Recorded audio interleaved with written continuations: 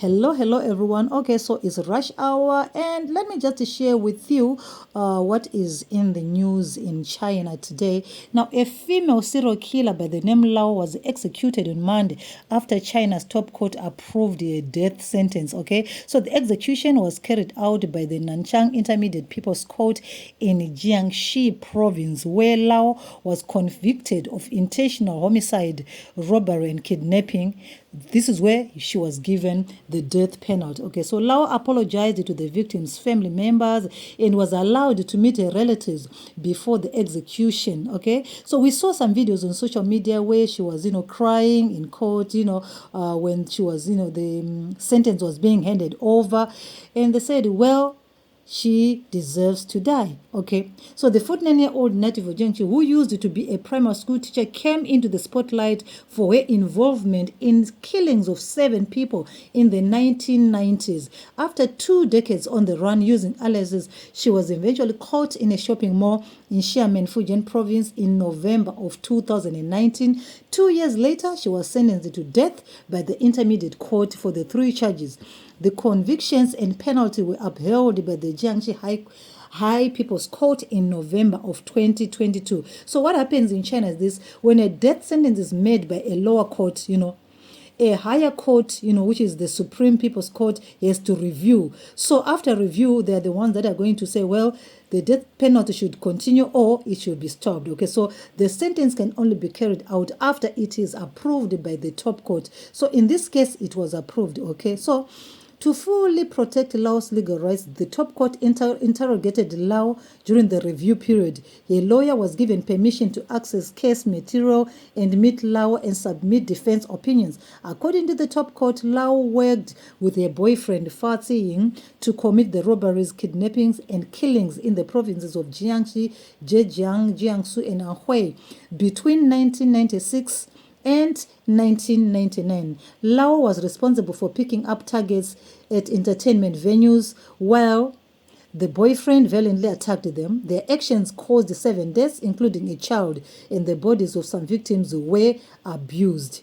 So in Nanchang, for example, Lao is alleged to have lured the victim, Senem Dishong, to a rented apartment, okay, where she and her boyfriend jointly robbed Xiong of her belongings, killed him, and dismembered his body. Okay, Lao used a key she stole from Xiong to open his home, and together with her boyfriend, robbed the residence in order to eliminate witnesses. The pair also killed Xiong's wife and 2-year-old daughter.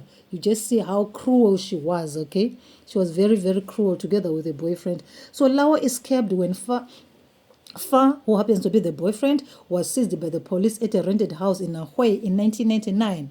The boyfriend received a death sentence and was executed later that year. Okay, so while clarifying that Lao's behaviors constituted the crimes of intentional homicide, robbery, and kidnapping, the top court stressed the crucial role she played in the multiple killings, saying she should be punished as a principal offender. It revealed that the sum of money Lao and a boyfriend robbed and exited from the people amounted to around 100,000, 100,000 yuan, which is an equivalent of about 14,000 US dollars. Okay, the circumstances of Lao's crimes was particularly egregious. Okay, and the criminal methods were extremely cruel. It is said, with the deep subjective malice, she posed great personal and social danger, bringing extremely severe consequences.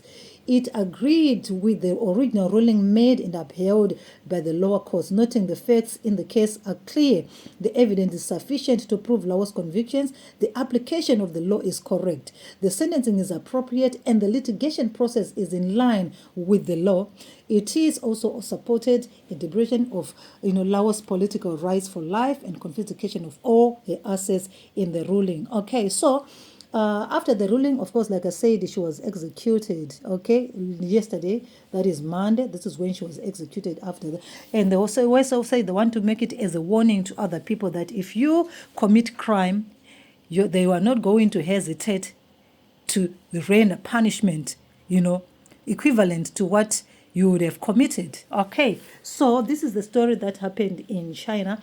And yeah, that's another story that is circulating on Chinese social media where a former primary school teacher was executed. Her boyfriend was executed in 1999. Okay, so, photos and videos that are circulating on social media, you can see, in all these affluent bars where she was responsible for picking up, targets. She will pick up the targets and then she'll meet up with a boyfriend and then they will do whatever they will be doing, kill people, rob them, and everything. So I think this is just a fair, a fair ruling on the part of the families involved, even though it won't bring back their relatives, but at least they know that the person who did wrong to their family is also no more. Okay, so this is all I have. And also I spoke about the earthquake that happened in Guangxi, where about 126 people are said to have died in the earthquake that happened midnight of yesterday.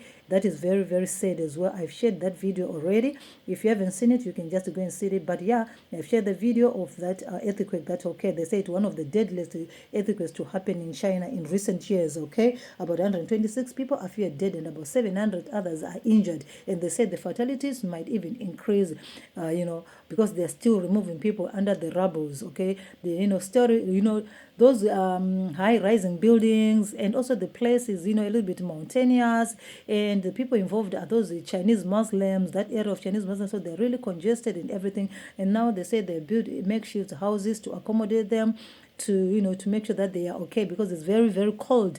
Okay, it's very, very cold currently, so they make sure that they are warm. Children and the elderly, everyone is being catered for. The Chinese president has ordered that more rescue missions, more people be sent there to help in looking for survivors. Okay, so this is all I have for you, and until I come back again, please take care.